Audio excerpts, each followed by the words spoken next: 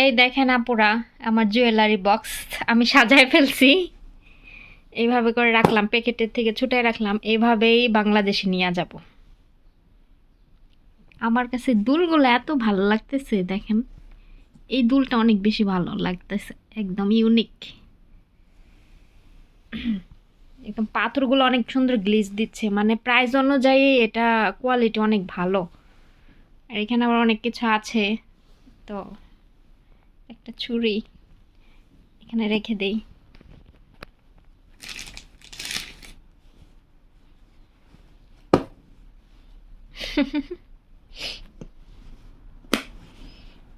এভাবে রেখে দেবো বক্স ধরে।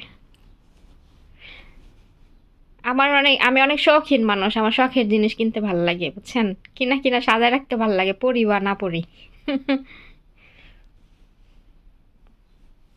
আসসালামু আলাইকুম, সবাইকে স্বাগতম জানিয়ে শুরু করছি আমার আজকের ভিডিও। তো আজকের ভিডিওটা আমি দুপুরে রান্না বান্না থেকে শুরু করলাম। তো এইখানে আমি আজকে মুরগি ফ্রাই করব আর হচ্ছে বিরিয়ানি রান্না করব। তো এখানে মুরগি সব মশলা, আদা রসুন বাটা, একটু ফুড কালার এগুলা দিয়ে ভালো করে দই, তো যা যা প্রয়োজন আর কি সব কিছু দিয়ে সুন্দর মতো মাখায় নিলাম। এখন আমি ফ্রাই প্যানের ভিতরে বাটার দিয়ে দিছি। এখন এই যে ফ্রাই প্যানের ভিতরে আমি মুরগিটা রান্না করব।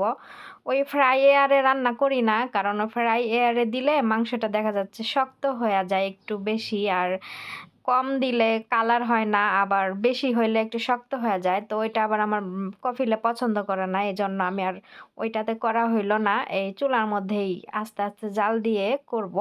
তো চুলার মধ্যে আমি দেখেন ফ্রাই প্যান গরম হয়ে গেছে। এখন এক এক করে মাংসগুলো আমি সুন্দর মতো দিয়ে তারপরে হচ্ছে ঢাইকা দিব। অনেকদিন পর আজকে এভাবে মুরগি ফ্রাই করতেছি। এখন বেশি একটা করা হয় না, কারণ ওরা যেহেতু বাসায়, ওরা প্রতিদিনই একই খাবার ঘুরে ফিরে বলে যে এটা রান্না করতে, তো ওরা যেটা বলে সেটাই রান্না করি। নইলে ওরা যখন বাসায় না থাকে তখন আমি এক এক দিন এক এক খাবার রান্না করি, কিন্তু ওরা বাসায় থাকলে এক খাবারই ঘুরে ফিরে উম, হচ্ছে খায়। এর জন্য আর আমার পছন্দ মতো রান্না খুবই কম করা হচ্ছে এখন। তো এই মুরগি দিয়ে দিলাম, এখন ঢাইকা দিব। ঢাকার ঢেকে কিছুক্ষণ রাখার পরে দেখেন এই যে এক পাশ হয়ে গেছে, আরেক পাশ আমি উল্টায় দিচ্ছি। মানে এক এপাশ ওপাশ করে উল্টাইয়া উল্টাইয়া তারপরে এটাকে ফ্রাই করে নিতে হবে। আর হালকা পানি উঠছে দেখেন, এই পানির মধ্যেই হচ্ছে মাংসটা সুন্দর মতো একদম সিদ্ধ হয়ে যাবে।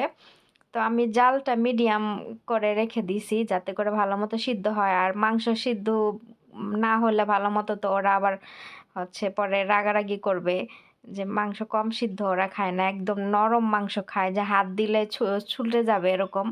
তারপরে এখানে হচ্ছে এই যে বিরিয়ানি বসাইছি, বিরিয়ানির জন্য মশলা কষাইতেছি দেখেন। এখানে আমি হচ্ছে তেজপাতা, তারপরে এলাচ, দারচিনি, তারপরে ধনিয়া সব কিছু, আদা রসুন বাটা সব কিছু দিয়ে, এই যে এগুলো দেখতে পারতেছেন না দুইটা, এই দুইটা হলো শুকনা লেবু। এরা হচ্ছে বিরিয়ানির ভিতরে, খ্যাপসার ভিতরে, সালোনার ভিতরে এই লেবুগুলা খায়। তো আমি দুইটা লেবু দিয়ে দিছি, আর গাজর দিব। আজকে বিরিয়ানিতে আমি এভাবে গাজর কুচি করে নিছি। তো গাজর দিব, আর এখানে আমি কিশমিশ, কালো কিশমিশ আর সাদা কিশমিশ এগুলো নতুন কিনে আনছে।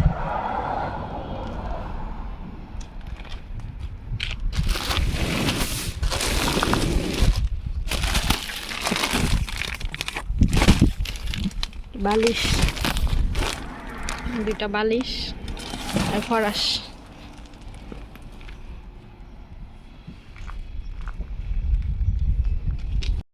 এখন আমি সালাদগুলা কেটে নিব। সালাদের জন্য সালাদ পাতা, শসা, টমেটো এগুলো সুন্দর মতো ধুইয়া নিছি। এখন আমি কাইটা নিব। তো সালাদ কাটতে কাটতে আপনাদের সাথে একটা কথা শেয়ার করি। তো আমি কয়েকদিন আগে খুবই অসুস্থ ছিলাম। তো ওই সময় আমি একটা ভিডিও শেয়ার করছিলাম যে আমি খুব অসুস্থ হচ্ছে।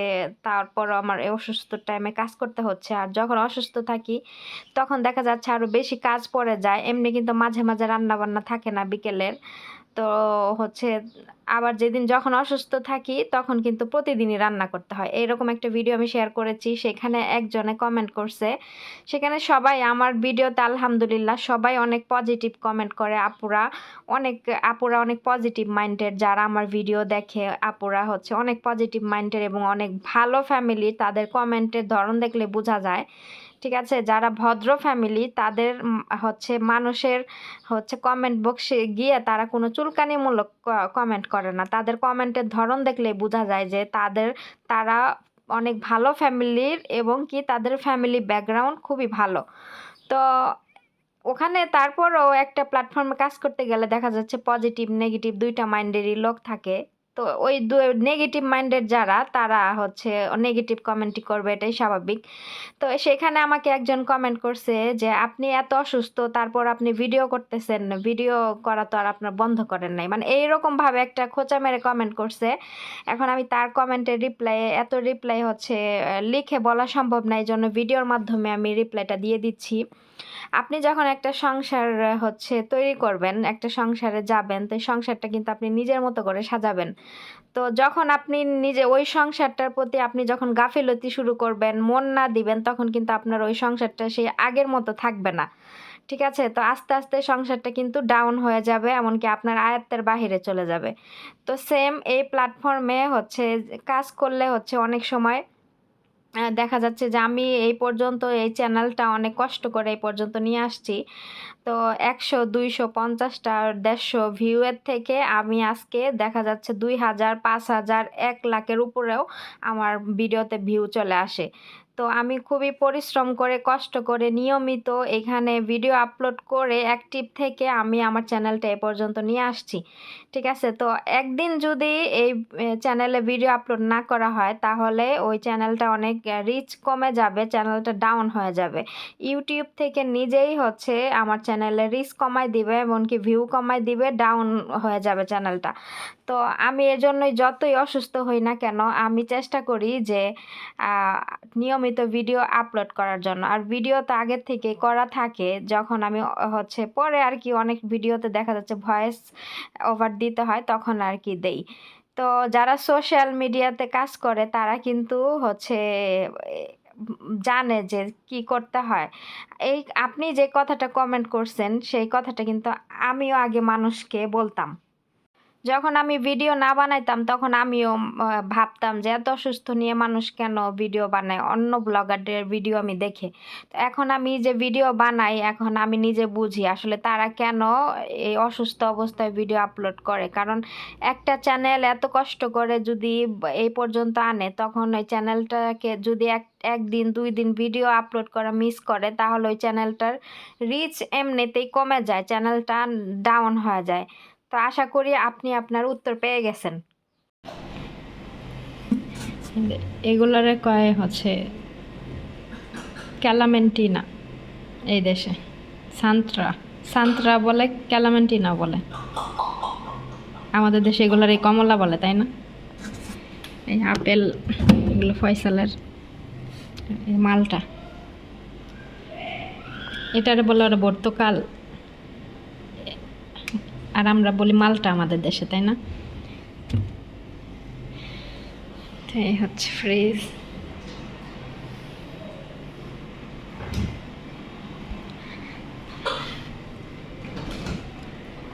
এই ফ্রিজে যা দেখবেন সব ওদের পছন্দ মতো জিনিস।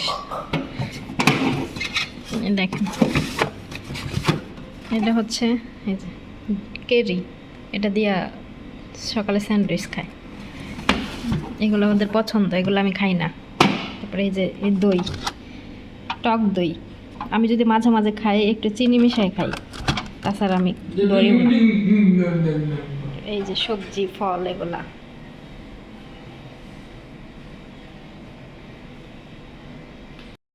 আর এই যে ওই দিন তো দেখলেনি যে জিনিসপত্র ধুইছি, ধুইয়া সুন্দর করে এই যে গোছাইছি। এটা হচ্ছে মুরগি ফ্রাই করে, এটাতে আমি ফ্রাই করি না, শক্ত হয়ে যায় বেশি, এর জন্য এই যে সাজাইছি।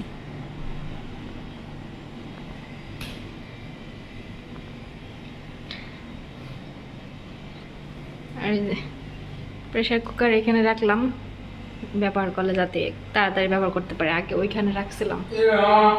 আর এই যে বাচ্চা হইলে হ্যাঁ বাসায় মেহমান আসবো ঈদের পরে, বাচ্চা এর জন্য এই যে কাহওয়া কিনছে 3 রিয়াল, দেখেন আগের যেগুলা গাহওয়া আছে পুরাতন এগুলো সব ফালাই দিতে বলছে, আর এটা নতুন কিনছে। তো আমি সব আগেরগুলো ফালাই দিব আর এগুলা ঢালবো। আরও কাচের জিনিস অনেক কিছু কিনছে, পরে দেখাবো না ওগুলা, ওগুলো এখন দেখাবো না, পরে দেখাবো না।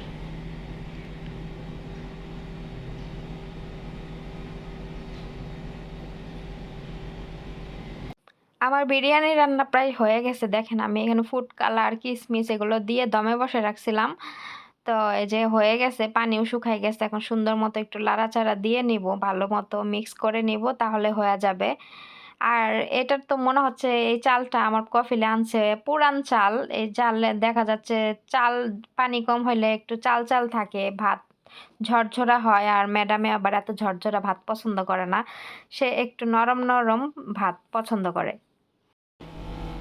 হেরা হেরা ফয়সালের কতটা খেয়াল রাখে বুঝেন। হ্যাগো সামনে সকাল থেকে সিরা প্যান্ট পইরা বয়ে রইছে, হেরা প্যান্ট পাল্টায় না। আমি রান্না করতেছি, এখন এইখানে এসে বসছে, দেখি যে ওর প্যান্ট সিরা। পরে আমি আর মেয়েরে ডাক দেয় না, বললাম যে ওর প্যান্ট পাল্টাই দে। পরে ওর প্যান্ট গেঞ্জি দুইটাই পাল্টাই দিছে।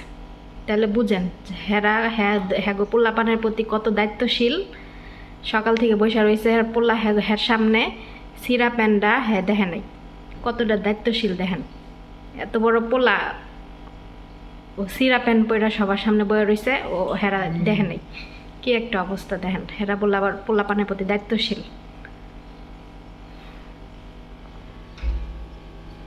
যার যার মতো ঘর আটকায় বয়ে রয়েছে, পয়সার এই জায়গা। আমার রান্না বান্না শেষ, এখন আমি অত রুমে যামুকা।